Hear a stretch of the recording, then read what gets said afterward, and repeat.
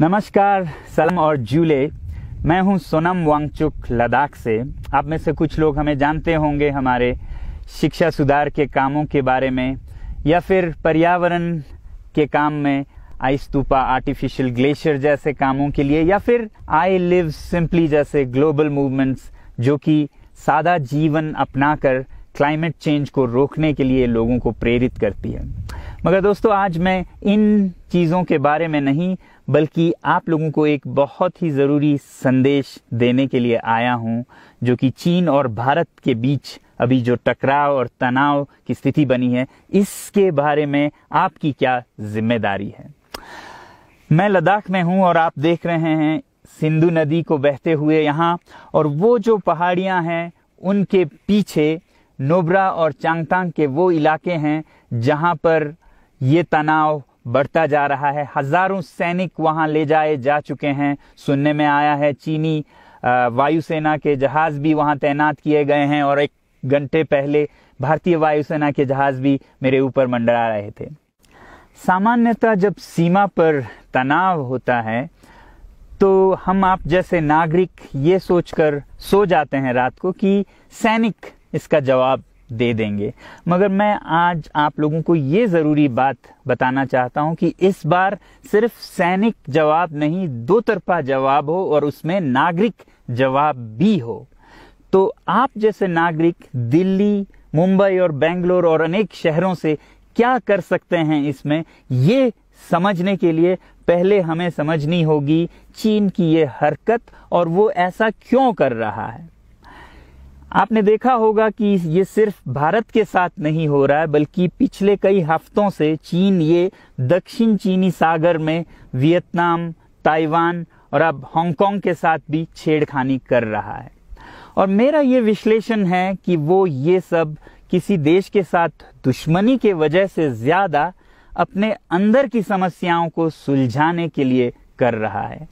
आज चीन को सबसे बड़ा डर है तो अपने जनता से डर है। उनकी 140 करोड़ की आबादी, जो कि एक बंधुआ मजदूर की तरह बिना मानवाधिकारों के चीनी तानाशाह सरकार के लिए काम करते हैं और उसे धनी बनाते हैं।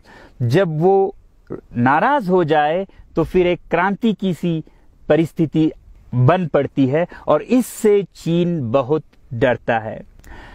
आज कोरोना के प्रकोप के बाद चीन में फैक्ट्रियां बंद हैं, एक्सपोर्ट्स बंद हैं और बेरोजगारी 20% तक बढ़ चुकी है। लोग बहुत नाराज हैं, क्रांति हो सकती है, तख्ता पलट हो सकता है। इसीलिए चीन पड़ोसियों से दुश्मनी करके अपनी जनता को अपने साथ जोड़ने में लगा हुआ है, और ये पहली बार नहीं कर रहा है। 1962 में जब भारत के साथ जंग की तो वो जंग भी उसने अपने जनता को संभालने के लिए की थी। तब 4 साल का अकाल और भूखमरी हुई थी, और इससे ध्यान हटाने के लिए ये जंग की थी।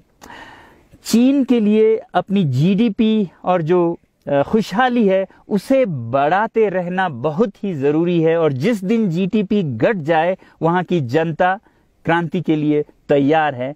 मैं तो कहता हूं कि इस बार भारत की बुलेट पावर से भी ज्यादा वॉलेट पावर काम आएगी। जो नागरिक पैसा खर्चते हैं चीन के सामान को खरीदने में, जरा सोचिए, हम आप भारतीय उद्योग को मारकर चीन से मूर्तियों से कपड़ों तक हर साल 5 लाख करोड़ के सामान खरीदते हैं, और फिर यह पैसा आगे जाकर हमारे सीमा पर हथियार और बंदूक बनकर हमारे सैनिकों के मौत का कारण बन सकती हैं।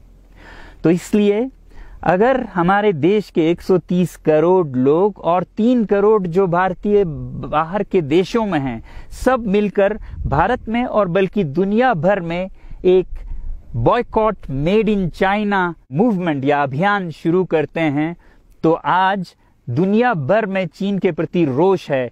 हो सकता है कि सारी दुनिया साथ आए और इतने बड़े स्तर पर चीनी व्यापार का बॉयकॉट हो कि चीन को जिसका सबसे बड़ा डर था वही हो, यानी कि उसकी अर्थव्यवस्था डगमगाए और उसकी जनता रोष में आए, विरोध और तख्ता पलट।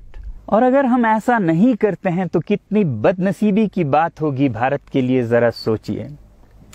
एक तरफ हमारे सेना सीमा पर जंग लड़ रही होगी और दूसरी तरफ हम आप चीनी सामान, मोबाइल से लेके कंप्यूटर्स, कपड़ों से लेके खिलौनों तक को खरीद कर उनकी सेना को पैसा भेज रहे होंगे, चीन की सेना को। ये तो हुई हार्डवेयर की बात।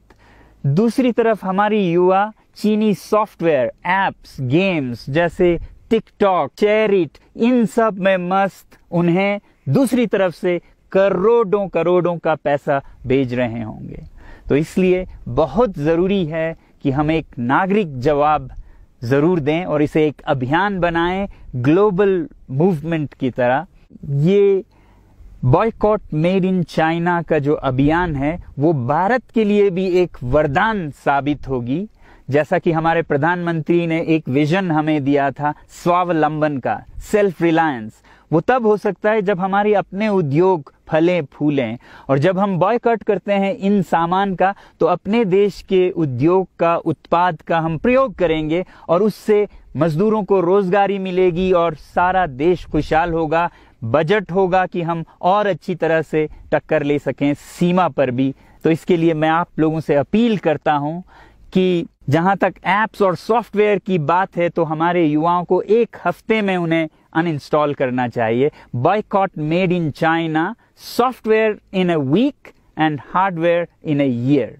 क्योंकि साजो सामान के लिए वक्त लगेगा हमारे अपने देश से और बाहर से विकल्प निकलने तक, तो उसे हम एक साल के अंदर कर सकते हैं। तो ये हम न सिर्फ अपना प्रतिज्ञा करें बल्कि 100 और लोगों को इसके बारे में समझाएं, शेयर करें सोशल मीडिया पर, और हमारी जो मीडिया है वो जनता तक, देश के कोने कोने तक पहुंचाए। और जैसे ही इसका असर दिखने लगेगा, इंटरनेट से एप्स लाखों में, करोड़ों में अनइंस्टॉल होंगे, तो चीन को संदेश साफ जाएगा और यही एक तरीका उसे मेज पर पहुंचा सकती है जहां पर की बातचीत हो शांति की। तो जाते जाते मैं ये बता दूं कि मैं क्या करने जा रहा हूं। इस फोन पर जो भी चीनी ऐप्स हैं उन्हें तो मैं एक हफ्ते में हटा रहा हूं, बल्कि ये फोन जो कि चीन में बना है इसे भी मैं एक हफ्ते में अपनी जिंदगी से अलग कर रहा हूं और एक साल के अंदर हर वो चीज जिस पे मेड इन चाइना लिखा है उसे जिंदगी से निकालने जा रहा हूं। हमें चीन से, चीनी लोगों से कोई समस्या नहीं है, चीनी सरकार और उनकी रवैयों से समस्या है। जब तक चीन में परिवर्तन ना हो हमें ऐसा करना होगा। और आप लोगों से मैं अपील करता हूं कि आप अपने शहर में, अपने मोहल्ले में ऐसे इवेंट्स करें जहां लोग प्रतिज्ञाएं करें कि चीनी सामान का बहिष्कार करें जब तक चीन में परिवर्तन ना हो। और मैं सालों से कहता रहा हूं कि 21वीं सदी में देश के लिए जान देने की नहीं बल्कि जिंदगी देने की जरूरत है। लद्दाख में बढ़ते हुए ये देश के लिए जान देने का कारोबार बहुत देखा, और जहां एक तरफ मैं सलाम करता हूं उन लोगों के लिए, उन लोगों को जिन्होंने देश के लिए जान दिया, मगर इस 21वीं सदी में मेरा ख्याल है कि देश के लिए जान देने की नहीं, जिंदगी देने की जरूरत है।